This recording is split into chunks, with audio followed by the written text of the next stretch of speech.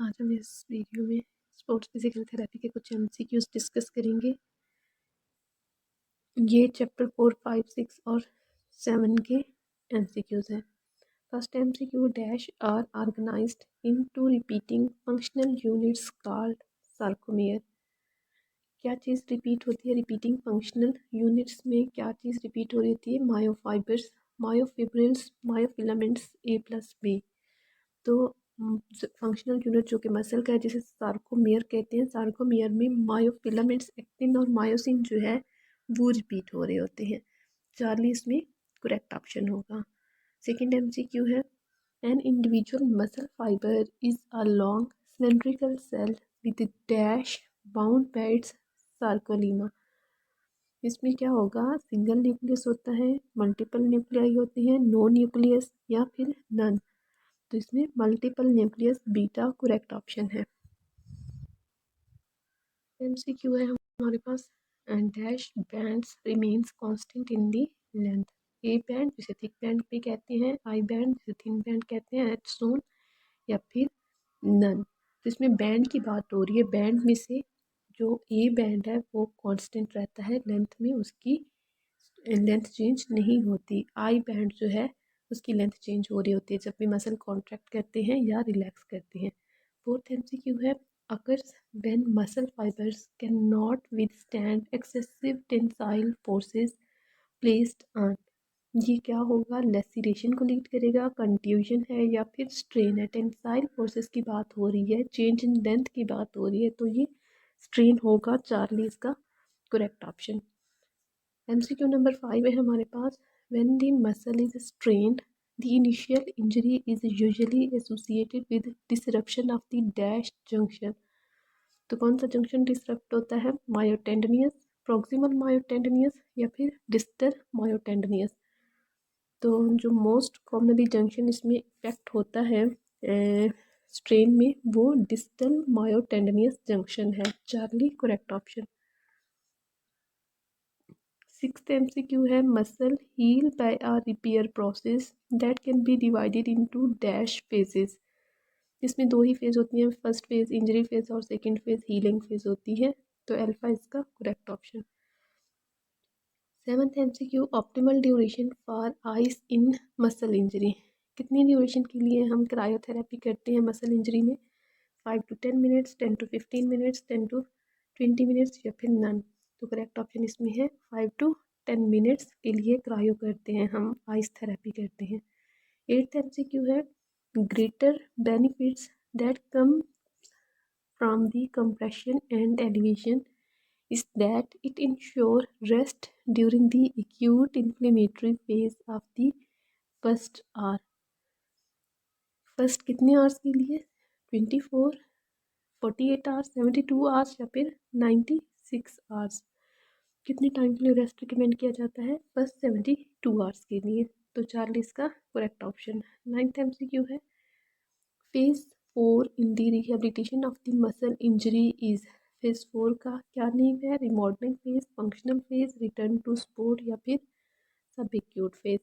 तो phase 4 rehabilitation of muscle में functional phase बनती है। Tenth MCQ play an important role in the neuromuscular system by providing the joint stability and sending the sensory feedback to the central nervous system। Tendons, bones, muscles या फिर ligaments. इसमें बात हो रही है neuromuscular system by providing joint stability. Joint को stability हमेशा ligaments provide कर रहे होते हैं क्योंकि वो बोन से बोन कॉन्टैक्ट करते हैं, और साथ सेंसरी फीडबैक भी वो सेंड कर रहे होते हैं सीएनएस में। तो लिगामेंट करेक्ट ऑप्शन होगा। 11th एमसीक्यू है कोलेजन परसेंटेज इन लिगामेंट्स। कितने परसेंट कोलेजन होता है लिगामेंट्स में? 5%, 0.5% या 60%। तो करेक्ट ऑप्शन 60% है। 12th एमसीक्यू है लिगामेंट्स आर हाइपोवास्कुलर, मतलब इनकी ब्लड सप्लाई पुअर होती है। Better closer to the bones, middle section poorly supplied, both या फिर नन। लिगामेंट्स के कौन से पार्ट की ब्लड सप्लाई पुअर होती है? दोनों की ही, better closer to the bones और मिडिल सेक्शन में भी पुअर होती हैं। 13 एमसीक्यू है mild looseness are the laxity at the knee with partial tear of the ligament. Partial tear है तो ये टाइप 2 इंजरी होगी लिगामेंट्स की। टाइप 1 में सिर्फ स्ट्रेच्ड आता है, टाइप 2 में पार्शियल टीयर होता है और टाइप 3 में फुल टीयर होता है, कंप्लीट रप्चर। 14 MCQ है, begin with bearing range of motion from 0 to 110 degrees, cycling, hams, curl, jump rope, swimming are the different rehabilitative task that are done in. ये सारी activities हम किस week में कराते हैं? वीक 2, वीक 4, वीक 6, वीक 8 या 3 months. तो correct option week 8। 15 MCQ है हमारे पास, skeletal muscle injuries are common in contact sport, non contact sport, both या none. Skeletal injuries mostly contact sports में होती हैं। स्केलेटल इंजरीज मतलब बोन्स की इंजरीज, बोन फ्रैक्चर्स जो हैं वो मोस्टली कॉन्टैक्ट स्पोर्ट्स में हो रहे होते हैं। 16 MCQ है, bone response to the stresses. ये कौन सा लॉ है? Wolff's law, law of bone architecture, law of bone remodelling या फिर none. Bone response to stress is Wolff's law. 17 MCQ, haematopoiesis relates with mineral storage, movement, protection, support, none. Haematopoiesis इनमें से किसी के साथ भी रिलेट नहीं करती। 18 MCQ, कैल्सीट्रोपिक हार्मोन्स कितने होते हैं? 2, 3, 4 या फिर 5। तो कैल्सीट्रोपिक हार्मोन 3 होते हैं हमारी बॉडी में। 19 MCQ है, नी मिनिस्कस वर्टिब्रल डिस्क, इनकी नेचर क्या है? Hyaline cartilage, fibro cartilage, elastic cartilage या नन। नी मेनिस्कस और वर्टिब्रल डिस्क दोनों फाइब्रो कार्टिलेज है। 20th MCQ, normal bone abnormal force lead करता है इनसफिशिएंसी फ्रैक्चर को, fatigue fracture, stress fracture, spontaneous fracture. Normal bone पे एबनॉर्मल फोर्सेस जब भी अप्लाई होंगी तो इनके रिजल्ट में फिटीग फ्रैक्चर्स होंगे। बीटा correct option. 21 MCQ, pathological are abnormal bone normal force, मतलब बोन जो है वो डिजीज्ड है और उस पर फोर्स नॉर्मल है, तो ये कौन सा फ्रैक्चर होगा? Insufficiency fracture, fatigue fracture, stress fracture या फिर spontaneous fracture. Abnormal bone normal force, insufficiency fracture है ये। 22 MCQ, pain, deformity, oedema, spasm, shock, normal movements relates with. ये सारे साइन एंड सिम्टम्स हमें किस में मिल रहे होते हैं? टेंडन इंजरी में, लिगामेंट इंजरी, मसल इंजरी या फिर फ्रैक्चर। तो pain, deformity, oedema, spasm, shock, abnormal movement, ये सारी चीज़ें हमें फ्रैक्चर में मिल रही होती हैं स्केलेटल इंजरी में। 23rd MCQ, 70% inflammatory phase, repetitive phase, remodelling phase.